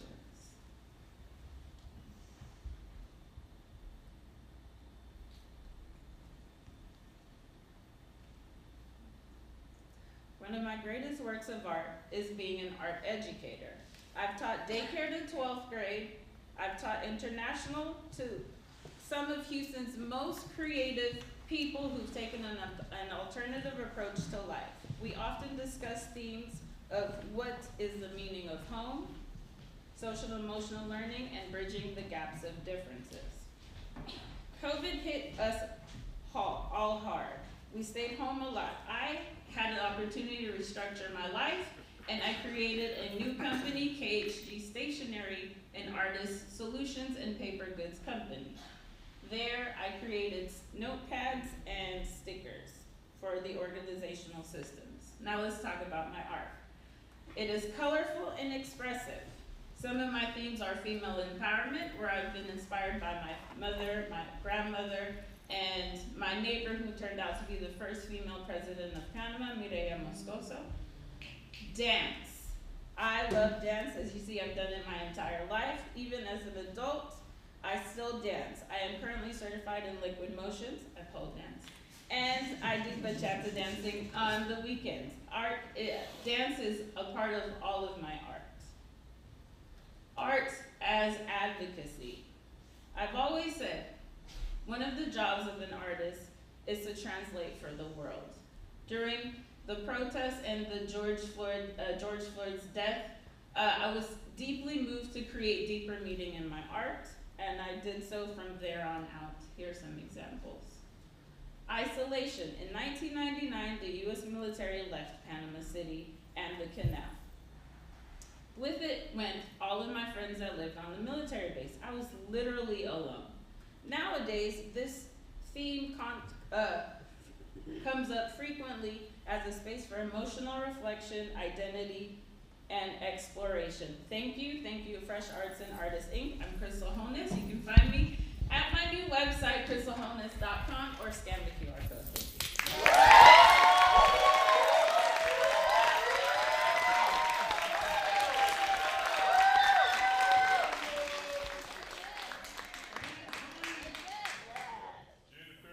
You guys are almost there. We're almost done. My name is Jen Howe, Charleston born, South Carolina raised, and the newest kid on the block in Houston. I'm a visual artist focused on abstracts and landscapes. You can also find me renovating and designing anything I can get my hands on. I never had a plan to be an artist, but as you will learn, art had a way of finding me. As a child, I loved horses and art. If I wasn't at the barn working or writing, I could often be found at my desk drawing or painting horses. This was my senior year art project. As you can see, I was greatly influenced by the impressionistic artists that I learned about at school. As a young person, I was expected to go to college and continue on for a postgraduate degree. I settled on law school, and for almost a decade, I practiced law. I was a litigator, and my creativity allowed me to shine in trial and mediations because I loved pulling the details together to share the ultimate story, much like a painting. I'm a big believer that creativity brings so much to the table in any profession, and creativity is not limited to art. Knowing that I would need a creative outlet to get through a stressful career, I immediately took up painting classes after law school. I painted to fill the walls of my first home and shared artwork with my family and friends. I'm deeply inspired by the South Carolina coast, lakes, and rivers, and you will find representations of water throughout my artwork.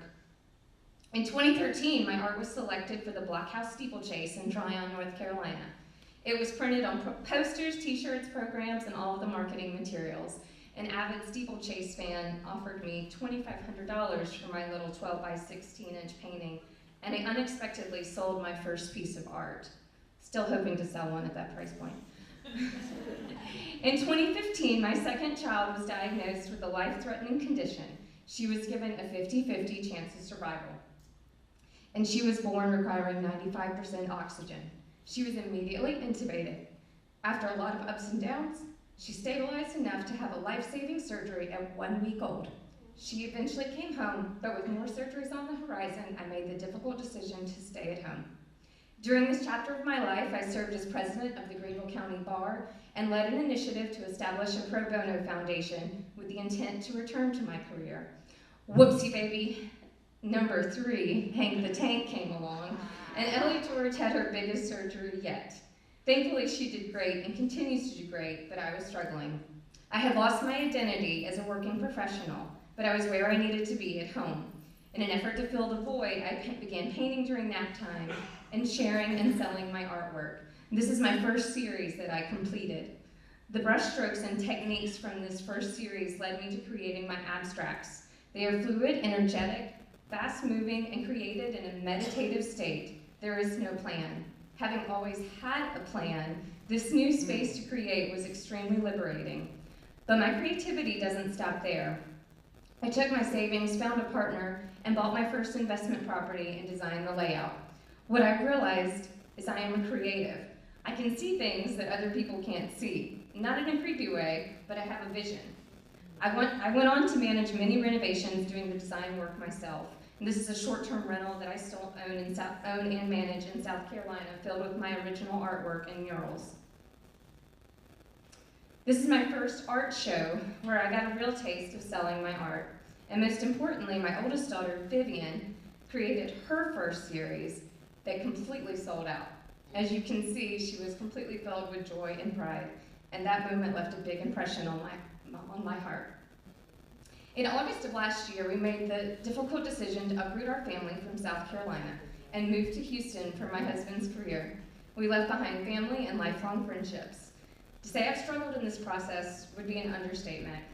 Once we got the home settled and the kids to school, I found myself eaten up with isolation and a familiar feeling of a loss of identity. So I picked up my paintbrushes once again, and in January, I signed a lease at the silos at Sawyer Yards. It was a big commitment, but one I haven't looked back from, and the studios have given me my own space, a place, and familiarity in this giant city. I've made friends and fallen in love with Houston. This career in art allows me the flexibility to be with my kids after school and expose them to running a business, something I'm learning to do better and better, one day at a time. Thanks to winning a coveted seat with the Fresh Arts Professional Development Program, I am much further down that road than I could have ever imagined. So here I find myself in the unintended path, acknowledging who I really am, a creative who has to create. You can find me at www.jenhelart.com or follow along on Instagram at jenhelart. Thank you.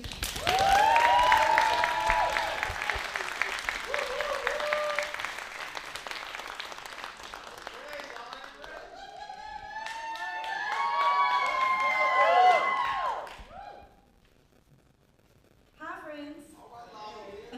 We're going to strike the stage real quick because I want to completely embrace this moment. Are you having a good time? Yes.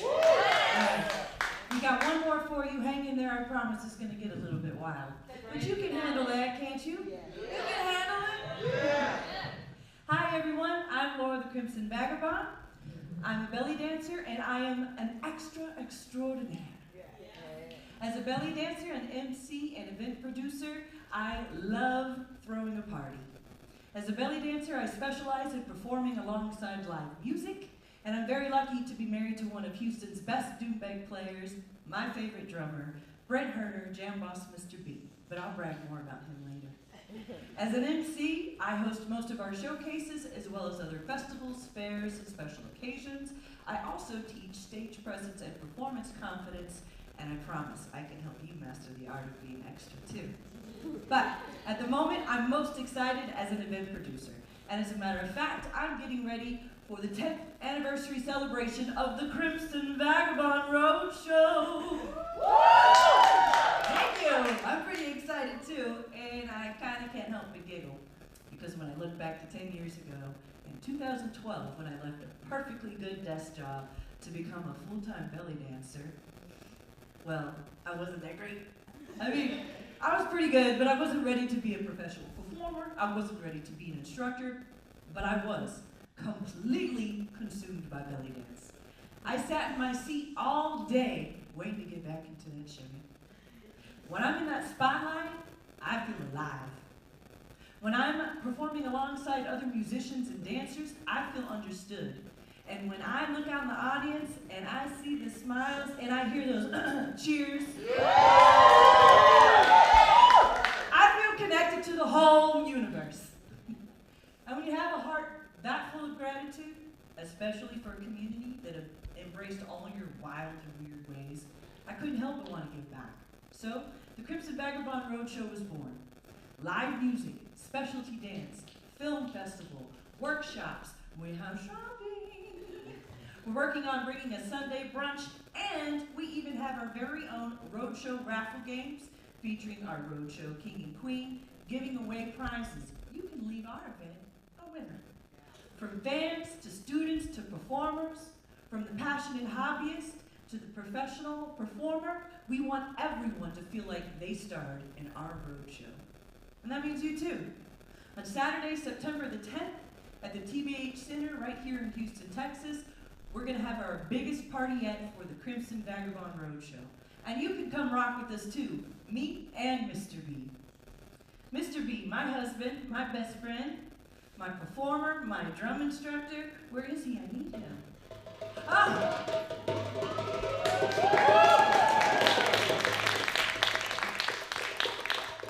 The whole reason I haven't given up performing in these past 10 years, Jam Boss, Mr. B, and me are going to put on a little performance for you because you didn't think I was going to leave here without putting on a show, did you? But we need your help. We're going to clap along.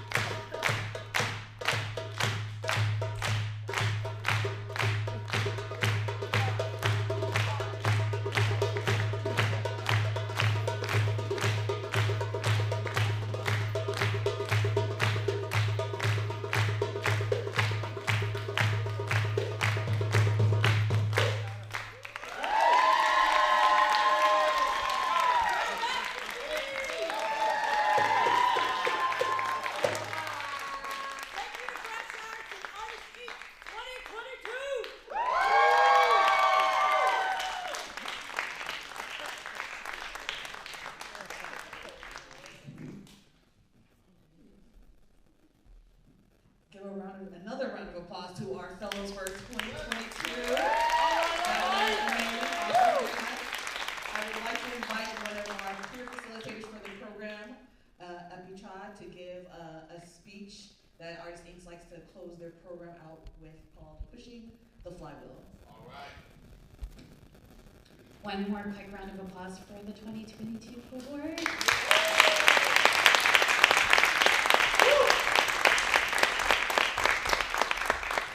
You congratulations, y'all. Way to kill it on our first year back in person.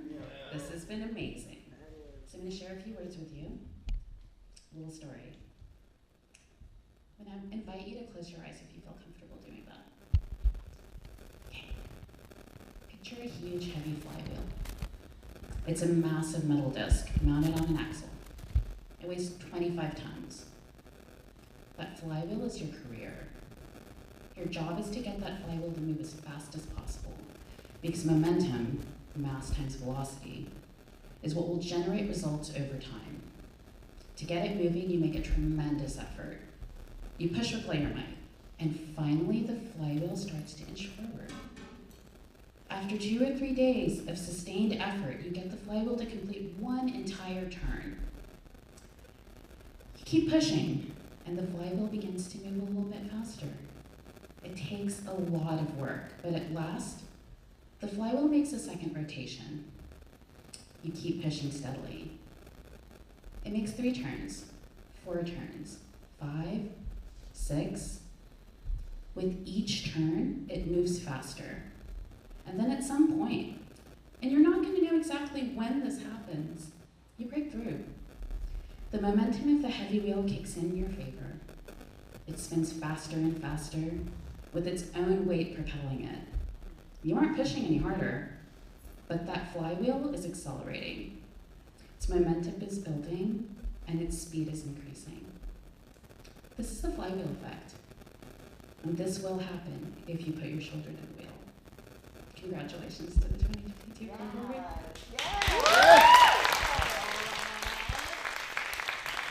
Thank you, Effie. And thank you to our audience in person and live stream. Thank you for bearing with us through technical difficulties. Thank you for sitting through these presentations. Thank you for supporting these artists, whether you are family, friends, or a stranger. Friends, some of these artists, follow them on social media, get connected with them. Also, get connected with Fresh Arts if you aren't already. Sign up for our newsletters, attend our summit that's happening later this year, August, cough, cough, and party. Become a member of Fresh Arts. We just relaunched our membership program. There's many ways to stay connected with us, so please, please, please stay connected with us and help us tell people about opportunities like Artist Inc. To other artists, and let other people who are not artists but like to support the arts, let them know that we provide programming like this. You don't have to stay here, but we are having an after party at Hallman Draft House, so you are more than welcome to come party with us with the class of 2022. Again, stay connected with us. Thank you for coming. Give another round of applause for the class of 2022. Angela, is there any words you'd like to leave us off with? Yes, no? All right, that's it. Thank you so much. Enjoy the rest of your